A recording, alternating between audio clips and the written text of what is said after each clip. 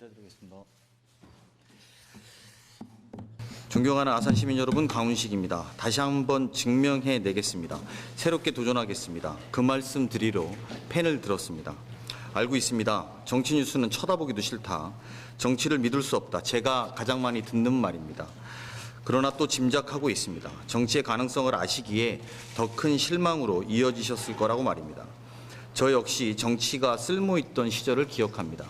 한반에 서너슨 정치인을 꿈꾸던 시절, 돌이켜보자면 그만큼 의미 있는 일이라고 존중받는 시절이었습니다. 존중은 믿음에서 왔습니다.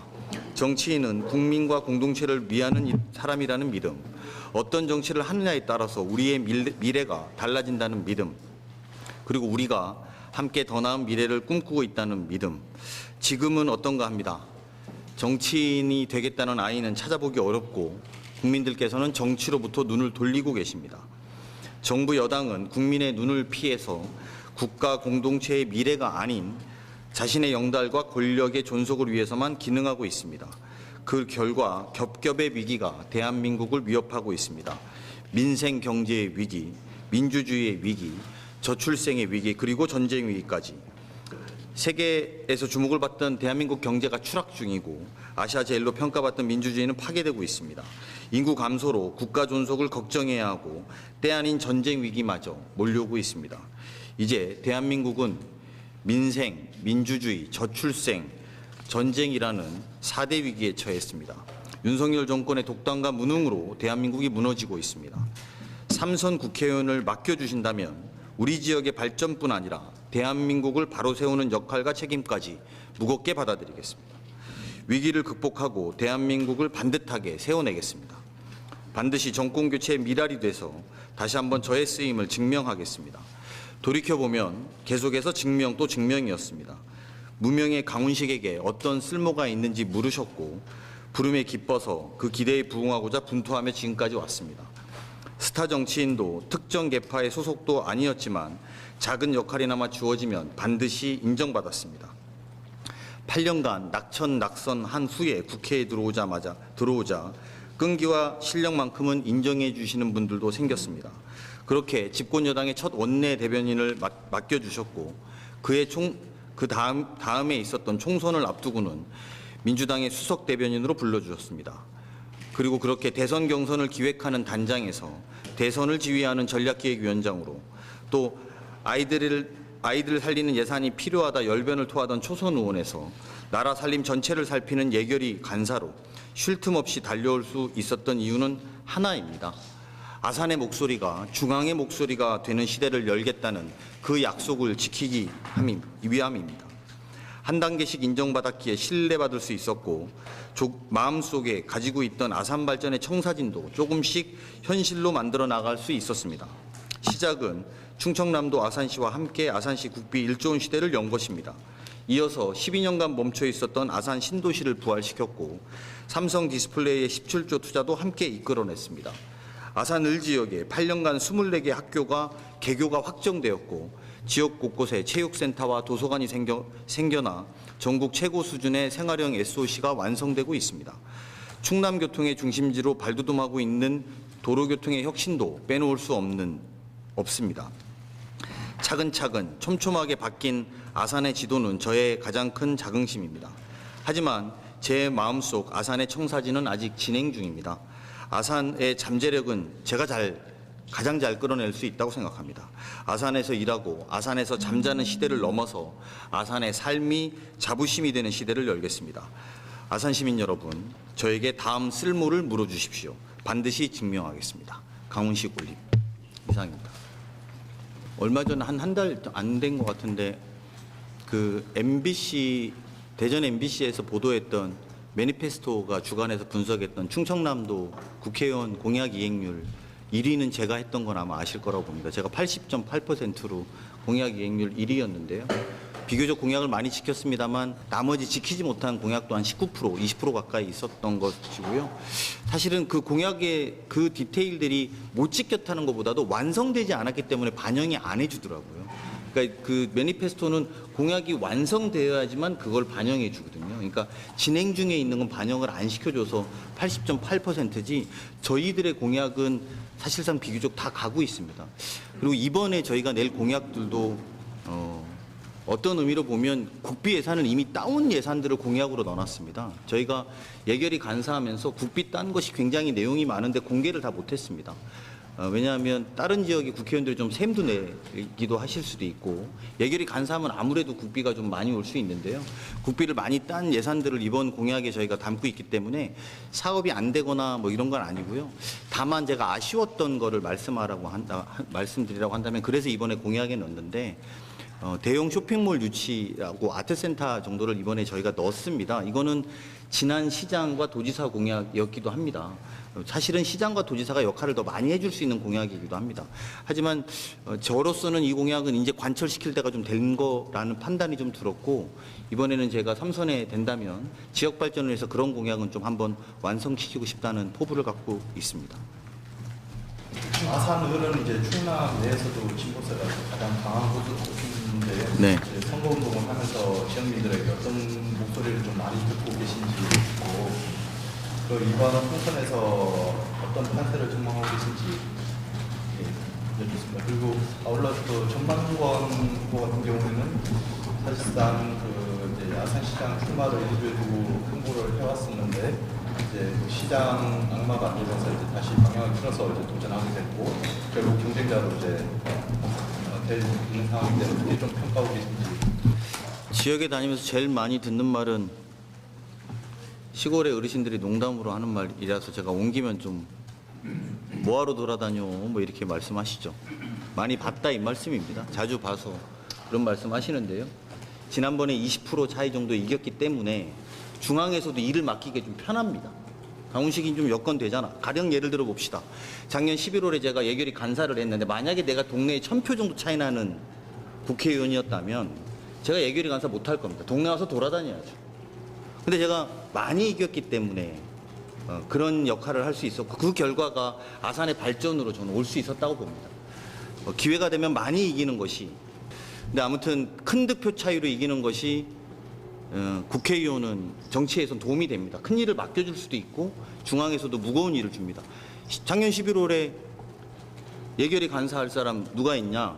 경선 걱정하고 본선 걱정하는 사람이 예결위 간사 할 수 있겠습니까? 완전 동네 와갖고 견선 준비하고 본선 준비해야 되는데 그런 여건이 아닌 저에게 그런 기회를 주셨다고 저는 생각하고요. 이번 선거도 그런 의미에서 많이 이기고 싶습니다. 그리고 그 발판으로 3선의 힘도 만들어내고 싶은 포부입니다. 전만권 후보님 행정으로 훌륭하신 선배님이고 맨 밑으로 들어가서 그 정도까지 천안시 부시장까지 한 입지전적인 인물이라고 생각합니다. 그런 면에서 존중하는 마음으로 이번 선거에 저는 임할 생각입니다. 그리고 판세 물어보신 거는요. 제가 뭐 판세를 말씀드리기에는 좀 그런데 제가 그냥 압도적으로 이기고 싶다 이렇게 좀 대신해 주셨으면 감사하겠습니다. 아산 시행입니다.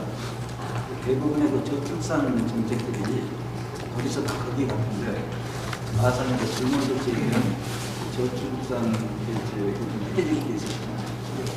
네, 이게 이제 저출산 대책 이렇게 되면 이제 중앙부처 장관이나 도지사가 이제 해야 되는 답변이긴 합니다만 그냥 통계적으로 제가 알고 있는 거는 작년에 전국에서 수도권을 제외하고 인구가 늘어나는 딱 2개의 도시밖에 없습니다. 대한민국에. 수도권을 제외하고 인구가 늘어나는 2개의 도시 중에 하나가 아산입니다. 심지어 천안도 요즘에 조금씩 줄고 있습니다. 아산으로 넘어오기도 하고 있고요. 두 번째는 아이가 가장 많이 태어난 행정안전부 기준의 통계 자료에 그런 보도가 있습니다만 아이가 가장 많이 태어난 동네가 충남 아산입니다. 그래서 그 아산 사는 분들에게 많은 조사를 해보면 살기 좋다. 하지만 여가 문화가 부족하다. 이런 말씀을 많이 하십니다. 이런 대목에서 아이들을 위한 정책 또 더 아이를 많이 낳는 정책들은 매우 중요하게 앞으로 다뤄져야 될 거라고 생각합니다. 다만 이게 뭔가 한 방으로 해결되지 않는 게 문제입니다. 지금 아마 몇백 조나 되는 예산을 아이 키우기 좋게 한다고 쓰지만 아이를 더 많이 낳는 추세는 바뀌지 않는 게 크게 2가지 문제입니다.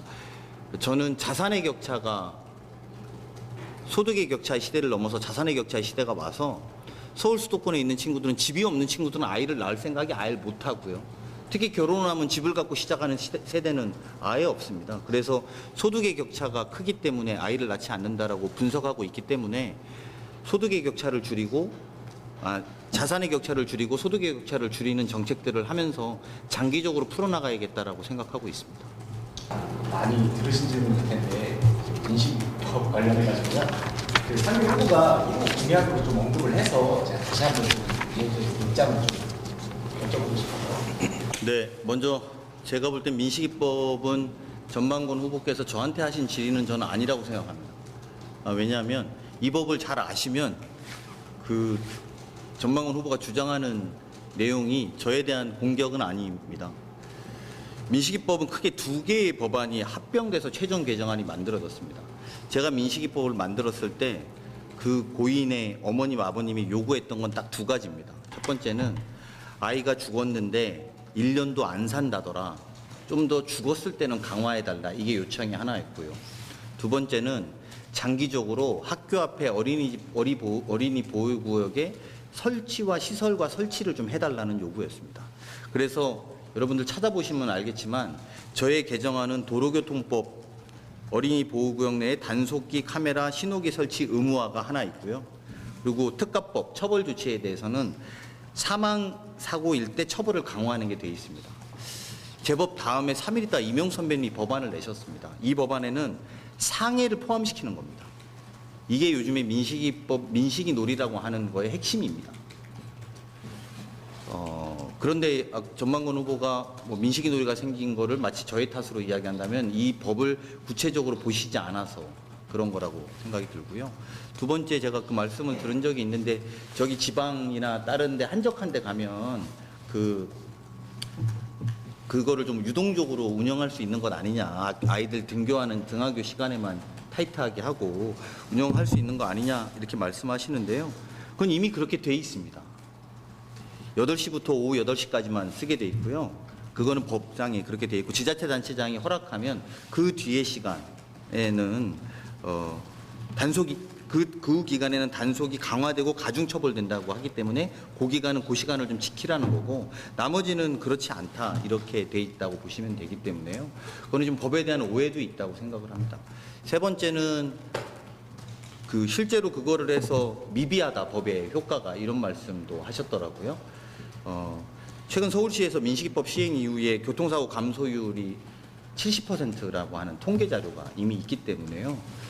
이게 촘촘해지는 도시형에서는 많이 민식이법으로 인해서 아이들이 죽는 사건들이 좀 줄어들고 있는 건 사실이다. 이렇게 봐주셨으면 좋겠고 사실관계가 조금 다른 부분에 대해서는 풀어야 되는데 근데 무엇보다도 중요한 거는요.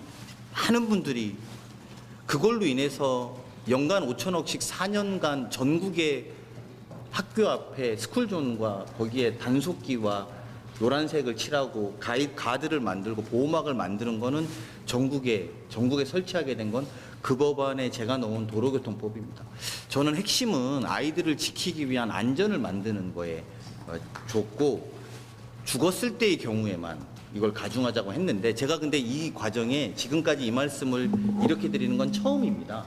왜 제가 처음 이 말씀을 드리냐면 민식이법으로 지난 총선에도 저한테 공격했는데 이거를 4년이 지나서 또 써먹으시니 그럼 구체적으로 법을 좀 보시고 말씀을 하셔라.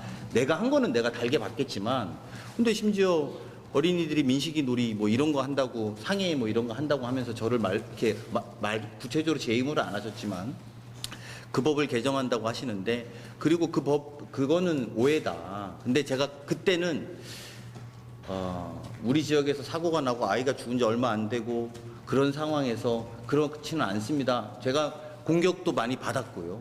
그 받으면서도 법을 개정한다고 안 하고 버텼습니다. 한 4년은 해봅시다. 해보고 문제 있으면 고치겠다. 제가 이렇게 하고 버텼습니다. 그래서 그 부분에 대해서는 뭐 전만권 선배님이 안전 전문가라고 하시는데 그걸 그러기에는 좀